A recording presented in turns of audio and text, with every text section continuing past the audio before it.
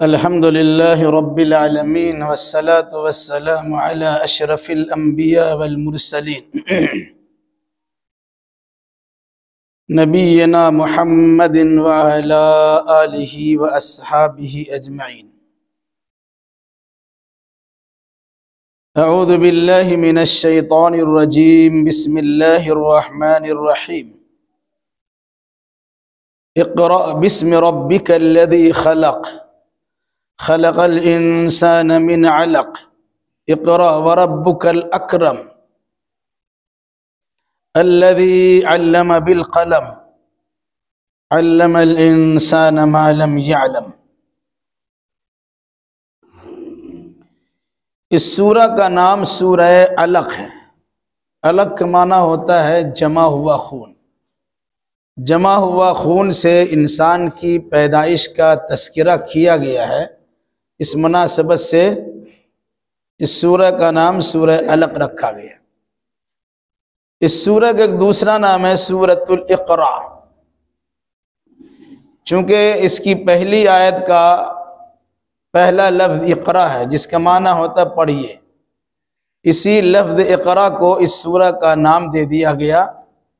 تو ایک نام اس کا ہے سورہ علق اور دوسرا نام اس کا ہے سورہ اقرا.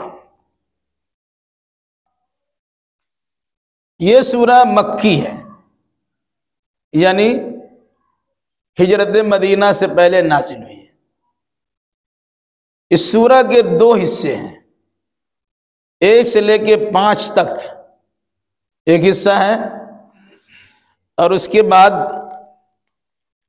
اخیر تک دوسرا حصہ ہے. 1 سے لے کے 5 تک سب سے پہلی نازل ہونے والی وحی ہے. سب سے پہلے ان 5 آیتوں کے نازل ہونے کے بعد محمد ابن عبداللہ کو محمد الرسول اللہ بنا دیا گیا صلی اللہ علیہ وسلم. پھر اس کے بعد جو آخری آیتیں ہیں، یعنی 6 سے لے کر 19 تک، وہ آیتیں اس وقت نازل ہوئی جب اللہ کے نبی صلی اللہ علیہ وسلم مسجد حرام میں نماز پڑھنا شروع کیے، اور بطور خاص ابو جہل نے اللہ کے نبی صلی اللہ علیہ وسلم کو نماز پڑھنے سے منع کیا.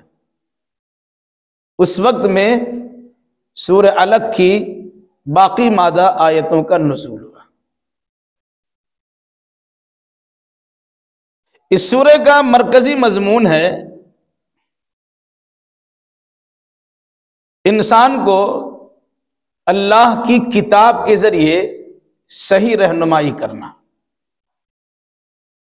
اور اگر کوئی انسان ضد پر آ کر انسانیت کو چھوڑ دیتا ہے تو ایسے انسان کو اللہ کی پکڑ اور اس کے عذاب سے خوف دلانا. یہ ہے اس سورہ کا مرکزی مضمون. اقرأ بسم ربک الذی خلق، پڑھیے اپنے رب کے نام سے جس نے پیدا کیا.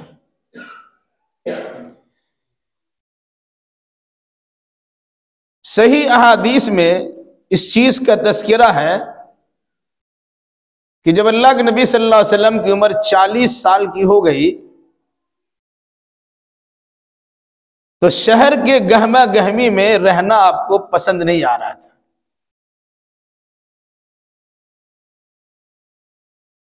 اس مناسبت سے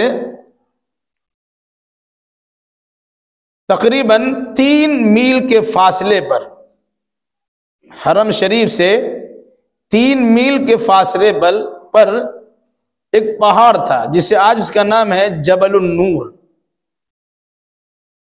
اسی پہاڑ کا ایک غار تھا جس کو غار حرا کہتے ہیں.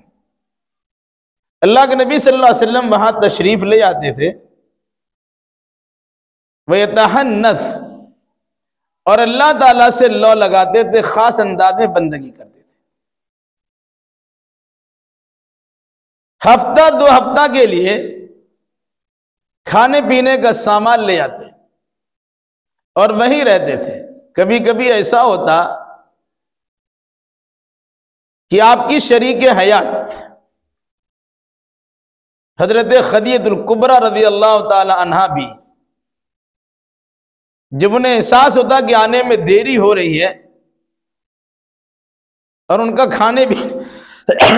کھانے پینے کا سامان ختم ہو گیا ہوگا، یہ کچھ سامان لے کر، کھانے پینے کا سامان لے کر اس کی چڑھائی پہ چڑھتی اور اللہ کے نبی صلی اللہ علیہ وسلم کو پہنچا دیتی تھی۔ اندازہ لگائیے، اس وقت اللہ کے نبی صلی اللہ علیہ وسلم کی عمر تھی 40 سال اور حضرت خدیجہ کی عمر تھی 55 سال۔ اس عمر میں ایک خاتون ایسے شوہر کی خدمت کرنے کے لیے جا رہی ہے جو خاتون شہر سے نکل کر سنسان علاقے میں جا کر اپنے رب کو تلاش کر رہے ہیں۔ دونوں کی زندگی میں تال میل کتنی ہوگی آپ اندازہ لگا لیجیے۔ اور شوہر کہیں رہتا ہے، بیوی کہیں رہتی ہے، آئے نہ کوئی فرق نہیں پڑتا الا ماشاء اللہ۔ عبادت کے لیے تشریف لے جا رہے ہیں، وہ ایسی عبادت جس کا حکم ابھی ملا نہیں ہے۔ وہ فطرت کی آواز پر لبیک کہتے ہوئے اللہ کے نبی صلی اللہ علیہ وسلم نے غار حرا کا رخ کیا تھا کہ جھنجھٹ جھمیلا سے نکل کر ایک تنہائی میں اور گوشہ تنہائی میں پہنچ کر اپنے رب سے لو لگائے۔ اچانک حضرت جبریل علیہ السلام کا نزول ہوا اور ظہور ہوا۔ اللہ کے نبی صلی اللہ علیہ وسلم سے کہا پڑھیے، اقرا پڑھیے۔ اچانک ایک شخصیت کو انہوں نے دیکھا جو کبھی دیکھا نہیں تھا، اور ایک ایسے انسان سے پڑھنے کا مطالبہ جس نے کبھی پڑھا نہیں تھا۔ کسی مکتب کا انہوں نے منہ بھی نہیں دیکھا تھا۔ وہ علاقہ کا علاقہ مکہ کے اکثر و بیشتر لوگ ان پڑھ ہی تھے، کچھ مخصوص قسم کے لوگ تھے جنہیں لکھنا پڑھنا آتا تھا۔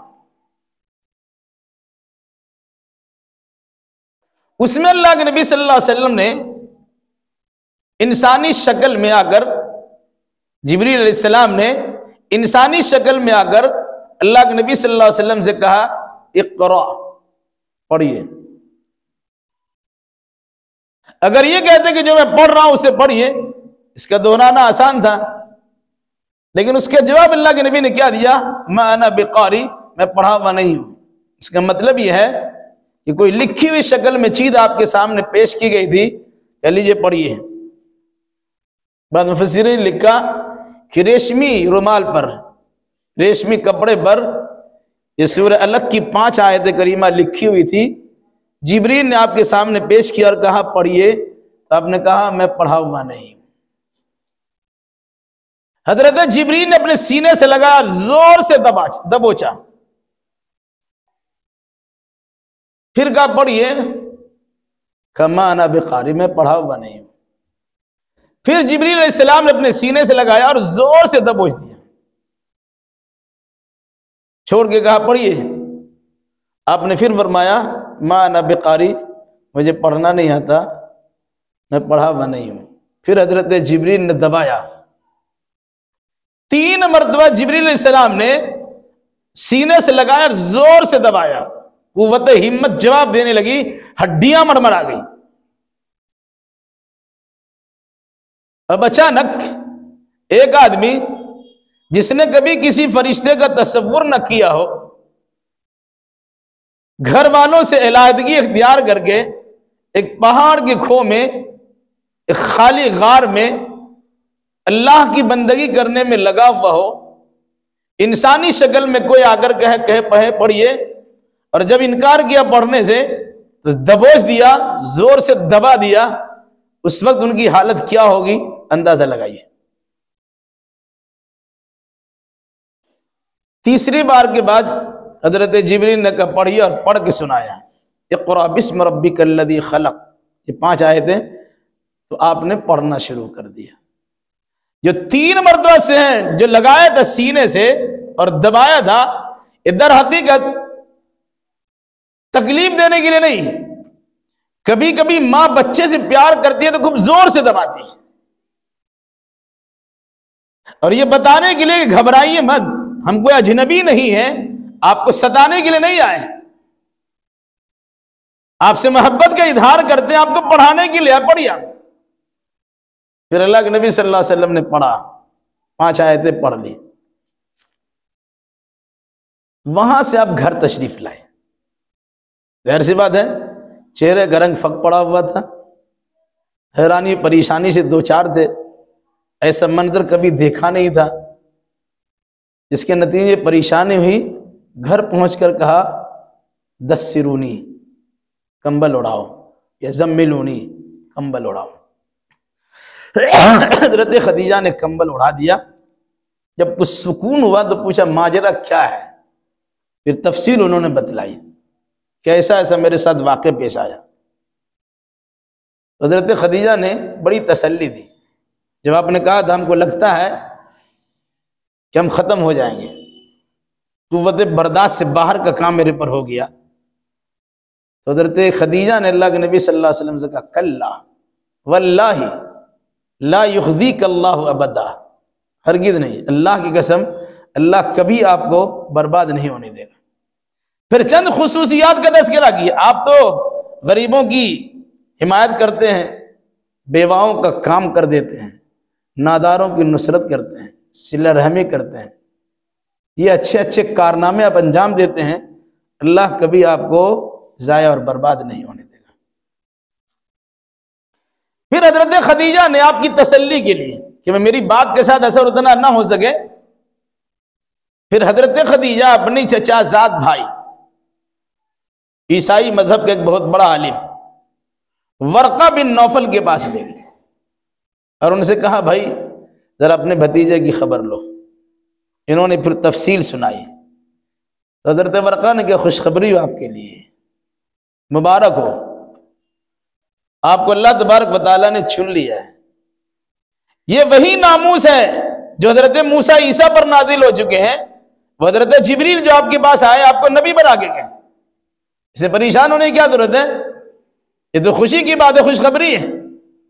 اب بڑے بابرکت انسان ہے کہ اللہ نے آپ کو یہ دولت عطا کی ہے.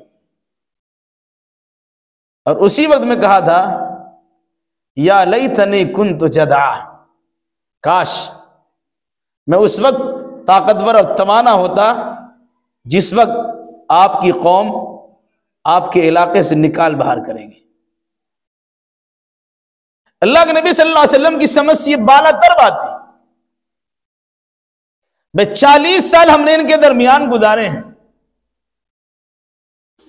اور یہ کہہ رہے ہیں کہ خوشخبری آپ کے لیے، مبارکبادی آپ کے لیے، لیکن ساتھ ساتھ یہ بھی کہہ رہے ہیں کہ آپ کو آپ کی قوم نکال دے گی. یہ بات سمجھ میں نہیں آئی؟ تو انہوں نے فرمایا اَوَ مُخْرَجِيَهُمْ، کیا مکہ والے ہم کو نکال دیں گے؟ انہوں نے کہا ہاں ہاں، جن جن لوگوں نے آپ سے پہلے اس قسم کی بات بیان کی ہے ان کی قوم نے ان کے ساتھ یہی برتاؤ کیا ہے. اس لیے آپ یہ ٹھان کے رکھیے اور مان کے رکھیے کہ آپ کے ساتھ ایسا ہوگا. لیکن اللہ تبارک و تعالیٰ نے جو بڑا مقام عطا کیا ہے اس پہ ثابت قدم رہیے گا اور بھی اللہ تبارک و تعالیٰ نوازتا چلا جائے گا. کتنی بڑی بات اندازہ لگائیے. ایک بے سہارا، یتیم، نادار، مفلس، چچا کی کفالت میں رہنے والا انسان، غریب کیا ہے، خودی نہ بیچ غریبی میں نام پیدا کر، اپنی خودی کو برقرار رکھا، اسی غربت و افلاس میں ایک نام پیدا کیا کیونکہ انہوں نے کام کیا تھا.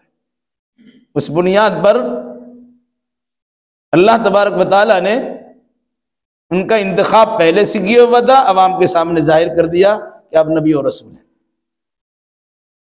تو اللہ کے نبی صلی اللہ علیہ وسلم کو حضرت خدیجہ خود تسلی بھی دی اور ساتھ ساتھ اور مزید تسلی کے لیے ایک بڑے عالم کے پاس لے گئے. کیا مزاج ملتا ہے؟ اگر آپ کے گھر کے لوگ پریشان ہوں تو آپ کی ذمہ داری ہے اسے تسلی دیجیے، سمجھائیے، بجھائیے۔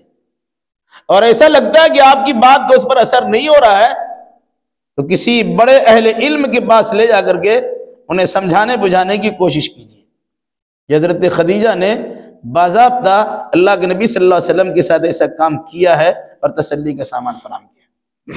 بہرحال تو اللہ کے نبی صلی اللہ علیہ وسلم کو یہ 5 آیتیں دی گئی، کیا کہا؟ اقرأ بسم ربک الذی خلق، پڑھیے اپنے رب کے نام سے جس نے پیدا کیا۔ اس سے پہلے بات آ چکی ہے کہ آپ کو پتا بھی نہیں تھا مل کتاب ولل ایمان ومل ایمان۔ اس واقعہ سے تھوڑی دیر پہلے تک بھی اللہ کے نبی صلی اللہ علیہ وسلم کو پتا نہیں تھا کہ ایمان کیا چیز ہوتی ہے اور کتاب کس چیز کا نام ہے۔ یعنی آپ کے وہم و گمان میں نہیں تھا کہ اب نبی بنائے جائیں۔ آپ تو فطرت پر عمل پیرا ہیں کہ ہر بچہ فطرت پر پیدا ہوتا ہے، اپنے خالق کی خالقیت کا یقین کر کے پیدا ہوتا ہے اور اپنے رب کی ربوبیت کا اعتبار کر کے پیدا ہوتا ہے۔ اسی چیز کو مد نظر رکھتے ہوئے اللہ نے کہا اقرأ بسم ربک الذی خلق، پڑھیے اپنے رب کے نام سے۔ پوچھ سکتے تھے رب کون ہے بھائی؟ اس کا مطلب ہے کہ فطرت پر وہ قائم تھے، فطرت اللہ التی فطر الناس علیہا۔ جو انسان فطرت پر قائم رہتا ہے وہ گناہوں سے اپنے آپ کو بچاتا ہے اور ہر اچھے کام پر عمل پیرا ہونے کی کوشش کرتا ہے۔ تو اللہ نے یاد دلا دیا آپ کا رب کوئی ہے جو آپ کی رہنمائی کر رہا ہے، جو آپ کی نگہداشت کر رہا ہے۔ اس مناسبت سے آپ اپنے رب کے نام سے پڑھیے، اسی کی عملی شکل ہے بسم اللہ الرحمن الرحیم۔ اسی لیے قرآن جب بھی پڑھا جاتا ہے تو اس سے پہلے اللہ کی پناہ چاہی جاتی ہے۔ اذا قرأت القرآن فاستعذ باللہ من الشیطان الرجیم، جب آپ قرآن پڑھیے تو شیطان مردود سے اللہ کی پناہ چاہیے۔ اور اس آیت میں کہا گیا اقرأ بسم ربک الذی خلق، پڑھیے اپنے رب کے نام جس نے پیدا کیا۔ اس پر عمل کرتے ہوئے اللہ کے نبی صلی اللہ علیہ وسلم کی تعلیم یہ ہے کہ جب بھی قرآن پڑھا جائے پہلے شیطان مردود سے اللہ کی پناہ میں آ جائیے، پھر اس کے بعد اللہ کے نام کی مدد کے ساتھ قرآن پڑھنا شروع کیجیے۔ کیوں؟ اگر شیطان مردود سے بچ بھی گئے اور اللہ تبارک و تعالیٰ کی مدد شامل حال نہیں ہوئی تو آپ قرآن سے ہدایت نہیں پا سکتے۔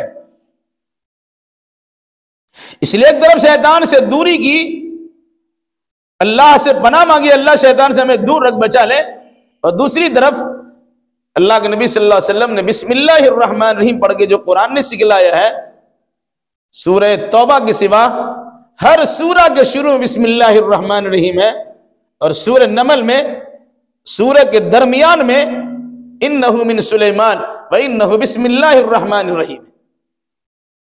مقصد 114 سورتیں ہیں، 114 بسم اللہ مکمل۔ تو کہا پڑھیے اپنے رب کے نام سے جس نے پیدا کیا۔ کوئی پوچھ سکتا ہے کہ آپ کو رب کا پتہ تھا؟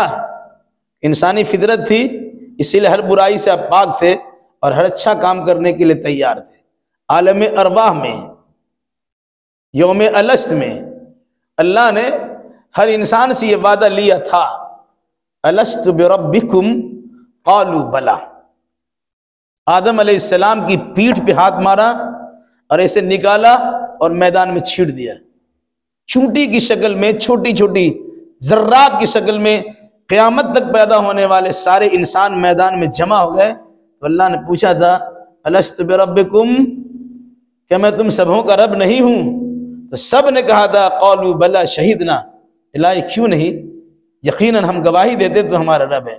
اسی فطرت کی آواز پر لبیک کہتے ہوئے اللہ کے نبی صلی اللہ علیہ وسلم نے اپنے رب کو پہچانا تھا اور اسی کو یاد دلایا اقرأ بسم ربک الذی خلق، پڑھیے اپنے رب کے نام سے جس نے پیدا کیا ہے۔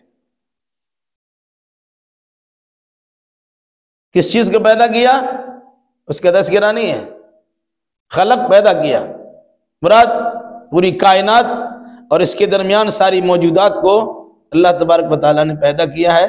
وہی پیدا کرنے والا ہے اور وہی رب ہے۔ پیدا کر کے چھوڑ نہیں دیا.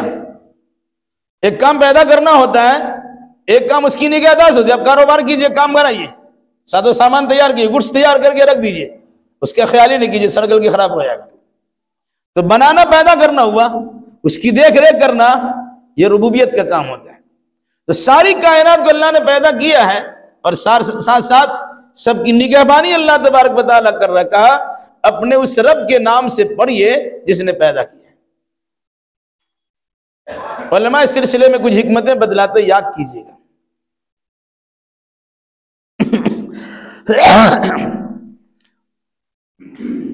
جہالت کی تاریکیوں کو چھانٹنے کے لیے, کفر و شرک کے کارناموں کو مٹانے کے لیے, ظلم بربریت کا بازار ٹھنڈا کرنے کے لیے, ہر قسم کی خرافات سے انسانیت کو نجات دلانے کے لیے اللہ تبارک و تعالیٰ نے سب سے پہلے کیا حکم دیا؟ اقرا, پڑھیے. کچھ کرنا چاہتے ہیں تو علم کے زیور سے آراستہ ہوئیے, پڑھیے.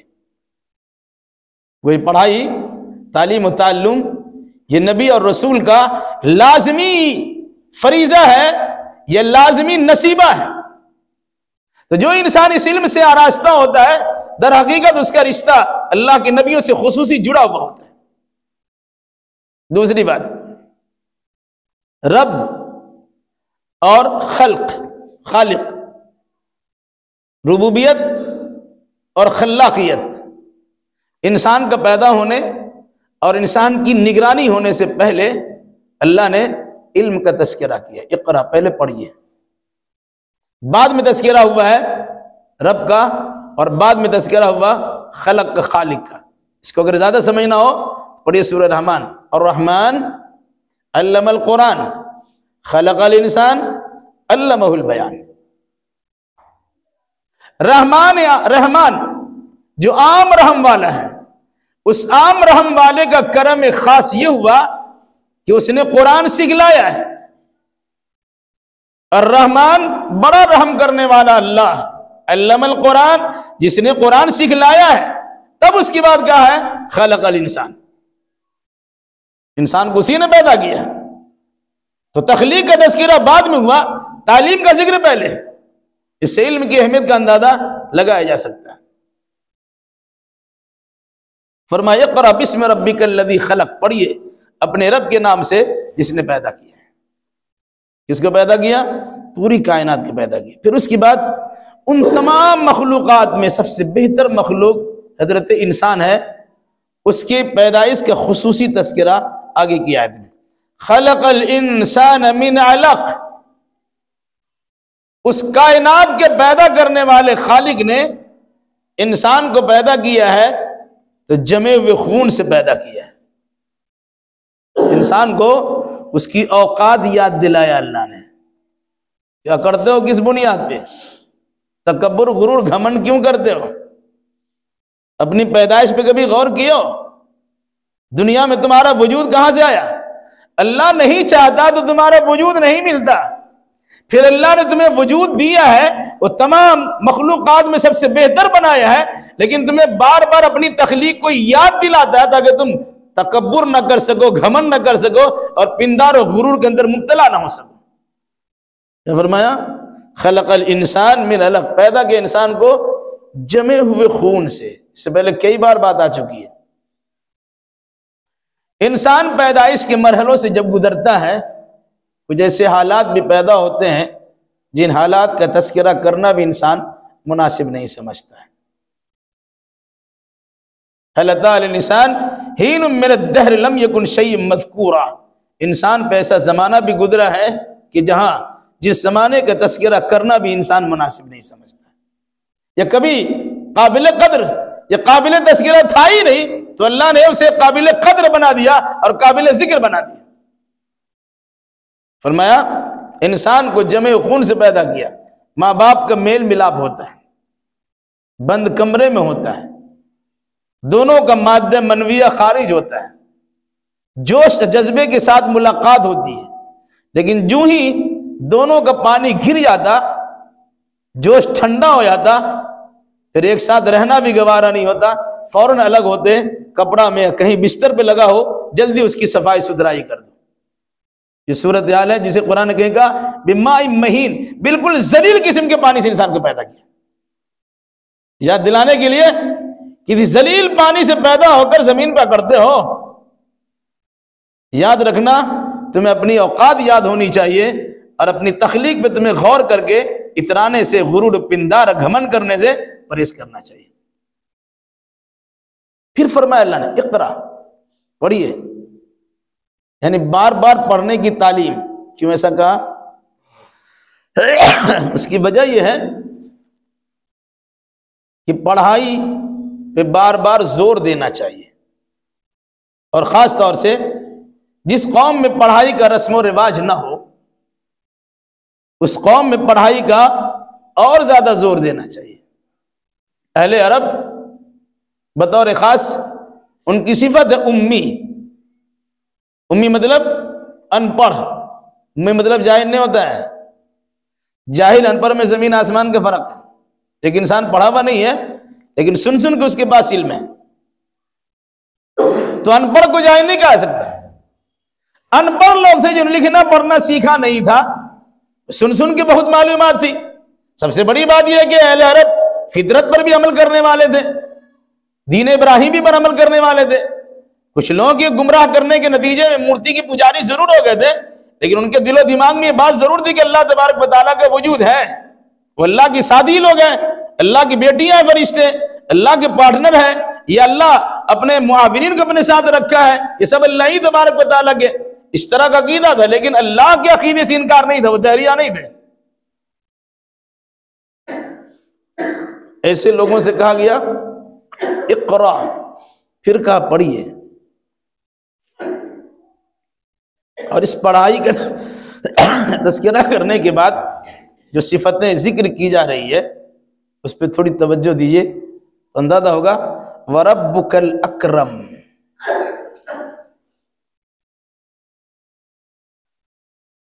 دو مرتبہ تخلیق کا تذکرہ کیا. اقرا بسم ربک الذی خلق، ایک خلق الانسان من علق، دو مرتبہ تخلیق کا تذکرہ کیا. ساتھ میں اقرا اقرا دو مرتبہ پڑھنے کا حکم دیا. اس کی بھی بڑی حکمت ہے. پڑھیے پڑھیے، یعنی بار بار پڑھنے کا حکم ملا. مقصد کیا ہے؟ کہ اشرف المخلوقات آپ انسان ہیں، آپ تعلیم حاصل کیجئے. آپ کی تعلیم سے کائنات کو فائدہ پہنچنا چاہیے. پھر اللہ تبارک و تعالیٰ آپ کو نبی اور رسول بنا رہا ہے تو کائنات کا نبی اور رسول بنا رہا ہے. آپ کا دائرہ محدود نہیں ہے. آپ صرف مکہ المکرمہ کے وادیوں میں بھٹکنے کے لیے نہیں ہے. صرف عرب آپ کے لیے میدان خطابت اور میدان دعوت نہیں ہے. پوری کائنات میں آپ کی دعوت کی بازگشت گھومتی رہے گی، صدائے بازگشت پھیلتی رہے گی. اس مقام منصب کو سمجھیے. اس لیے بار بار آپ سے کہا جا رہا ہے پڑھیے پڑھیے. مطلب کیا ہوا؟ اگر کوئی انسان عالمی پیمانے پر شہرت چاہتا ہے، مقام منصب چاہتا ہے، اسے علم کے زیور سے آراستہ پیراستہ ہونا چاہیے اور یہ سوچنا چاہیے کہ علم سے ہی انسان کو ترقی ملتی ہے اور علم سے انسان دنیا والوں تک پہنچ سکتا ہے. دنیاوی تعلیم ہو کہ دینی تعلیم ہو، مسائل ان کے سامنے کھڑے ہوتے ہیں اور اسی مناسبت سے وہ انسان حل بھی کرتا ہے. دو مرتبہ پڑھنے کا حکم دینے کے ساتھ کیا فرمایا؟ پھر دو مرتبہ اللہ کی ربوبیت کا تذکرہ ہے. اقرا بسم ربک، اپنے رب کے نام سے پڑھیے. پھر کہا اقرا وربک الاکرم، پڑھیے آپ کا رب تو بڑا کرم کرنے والا ہے. گویا دو مرتبہ تخلیق کا تذکرہ، دو مرتبہ ربوبیت کا تذکرہ اور دو مرتبہ تعلیم، لفظ اقرا کے ذریعے تعلیم کا تذکرہ ہے. جب کسی چیز کی اہمیت ہوتی ہے انسان ایک بار سے زیادہ اس کو بولتا ہے. تو اللہ تبارک و تعالیٰ نے شروع میں جب اللہ کے نبی صلی اللہ علیہ وسلم کو نبوت اور رسالت کے دینے کا ارادہ کیا تو شروع ہی میں باضابطہ پڑھنے کا حکم دے کر یہ تاثر دیا ہے کہ قیامت تک آپ کے علم سے لوگ فیضیاب ہوتے رہیں گے. اس لیے پڑھیے اور اچھے سے پڑھیے. پھر اس پڑھائی پر بطور خاص وَرَبُّكَ الْأَكْرَمُ الَّذِي عَلَّمَ بِالْقَلَمِ، پڑھیے آپ کا رب بڑا کرم کرنے والا ہے، جس نے قلم کے ذریعے سے علم عطا کیا ہے۔ اس پر بھی علماء نے بہت ساری باتیں بیان کی، مفسرین نے اپنے اپنے انداز میں اس کے نقطے نکالے۔ ایک ہے پڑھنا، زبان سے پڑھ لیا، سن کے پڑھ لیا، ایک پڑھنا لکھی ہوئی شکل میں کتاب کو پڑھنا ہے، دونوں میں فرق ہے۔ انسان سنا، تقریر سنا، ہوا میں اڑ گئی، وعظ و نصیحت کی بات سنی، کچھ ذہن میں سمائی، کچھ نکل گئی۔ کم لوگ ہیں جنہیں مبنی بر حقیقت پوری باتیں یاد رہتی ہے، ورنہ اکثر و بیشتر لوگوں کو ذہن سے وہ باتیں نکل جاتی ہیں۔ یا کچھ لوگ ہیں جن کو کچھ دنوں تک وہ باتیں یاد رہتی ہیں، پھر حافظہ جس طرح کمزور ہوتا جاتا، ذہن سے باتیں نکلنا شروع ہو جاتی ہیں۔ تو تقریر اور تحریر اللہ کی دو نعمت ہے۔ تخلیق کے بعد، پیدا کیے جانے کے بعد، انسان اپنی معافی ضمیر کی ادائیگی کے لیے جو اس کے دل میں دماغ میں ہے، اس کو دوسروں کے سامنے بیان کرنے کے لیے اللہ تبارک و تعالیٰ نے دو طریقہ عطا کیا ہے۔ ایک طریقہ انسان بول دیتا ہے، ایک طریقہ انسان لکھ دیتا ہے۔ ایک انسان اگر ذہن و دماغ میں رکھا، نہ بولا نہ لکھا، تو بڑے بڑے حکیموں کے بارے میں سنا گیا، اپنے ساتھ علم لے کے چلا گیا۔ ان کے زمانے میں کچھ لوگوں کو فائدہ ہوا ہوگا، لیکن جو خط چلے گئے، کچھ چھوڑا نہیں برسا، اس کے ساتھ ہی چلا گیا۔ ایک بہت بڑے عالم دین ہے، ان کے ذہن و دماغ میں علم کا تھا سمندر سمایا ہوا ہے، وہ کسی کو فائدہ نہیں پہنچایا، مر گیا، اس کے ساتھ علم چلا گیا۔ لیکن وہی آدمی اپنے علم سے فائدیاب ہو کر فائدہ پہنچانے کی کوشش کرتا ہے، تو دو شکل ہوتی ہے۔ ایک شکل یہ ہے کہ آدمی تقریر کرتا ہے، دعوت و تبلیغ کرتا ہے، لوگوں کو سمجھاتا بجھاتا ہے۔ سمجھا دیا، کیا سمجھایا؟ زبان سے بول کے آدمی کو سمجھایا۔ کچھ لوگ اسے یاد رکھتے ہیں، کچھ لوگ اسے بھول جاتے ہیں، کچھ لوگ یاد بھی رکھتے ہیں، کچھ دنوں کے بعد وہ بھی بھول جاتے ہیں۔ اس کا بھی سلسلہ تقریباً ختم ہی ہو جاتا۔ آج کی ترقی یافتہ دور میں آدمی کی باتیں ریکارڈ ہو گئی، ساری باتیں سب کی ریکارڈ ہو رہی ہیں۔ یہ ہمارے موبائل میں، آپ کے کیمرے میں ابھی ریکارڈ ہو رہا ہے، لیکن ساری باتیں اللہ تبارک و تعالیٰ کے کیمرے میں ریکارڈ ہو رہی ہیں۔ وہ تو اللہ کی ہے ہی۔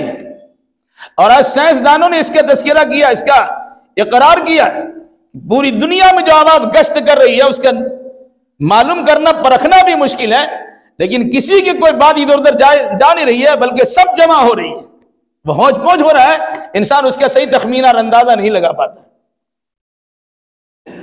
یہ سب چیزیں انسان کو بتا دیا کہ تم اللہ کی عطا کردہ صلاحیتوں کے ذریعے سے انسان کی بات کو کیچ کر لیتے ہو، اس کی حرکات و سکنات کو کیمرے میں گرفتار کر لیتے ہو، بند کر لیتے ہو، تو اللہ تبارک و تعالیٰ جو ساری کائنات کو چلا رہا ہے، اس کا کتنا زبردست مضبوط کیمرہ ہوگا، اور کیسے محافظین ہوں گے جو انسان کے اعمال، کردار اور ان کے اقوال و گفتار کو ضبط تحریر میں لا رہے ہوں گے یا لکھ رہے ہوں گے۔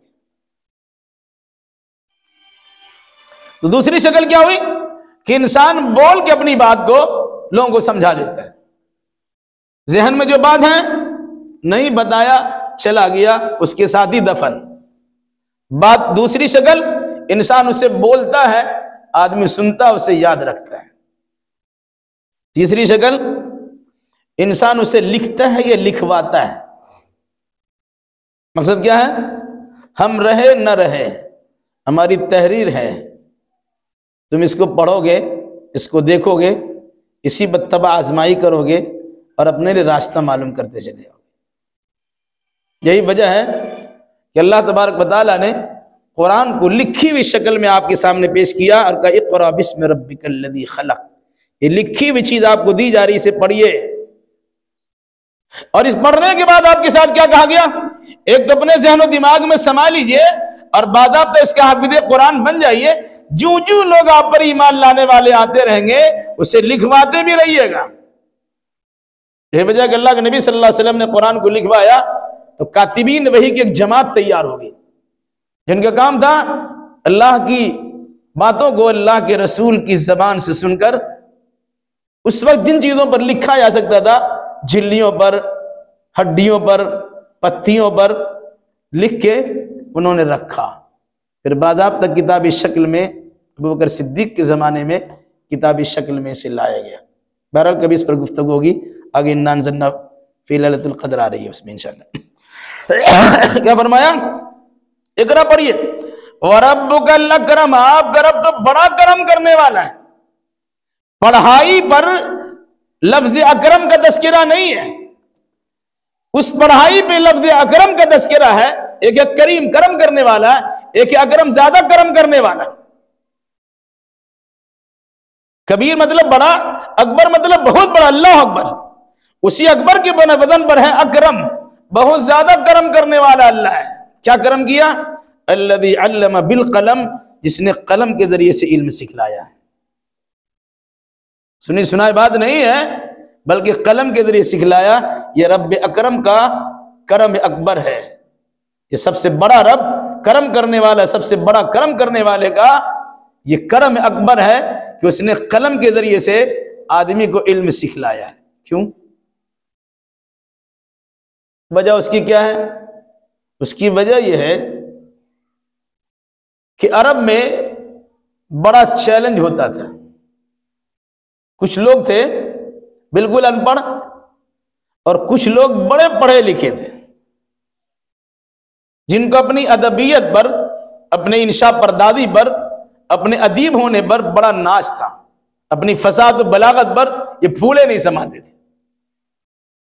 کچھ شاعر ایسے تھے جو اپنے اشعار کو لکھتے تھے اور خانہ کعبہ کی دیوار میں لٹکا دیتے تھے۔ کوئی دوسرا شاعر دیکھتا، اس کا جواب اس کے بغل میں لٹکا دیتا تھا۔ تیسرا شاعر دیکھا، اس کا جواب یہ اسی انداز سے اپنا علمی کمالات دکھانے کے لیے بغل میں اس کو لٹکا دیا۔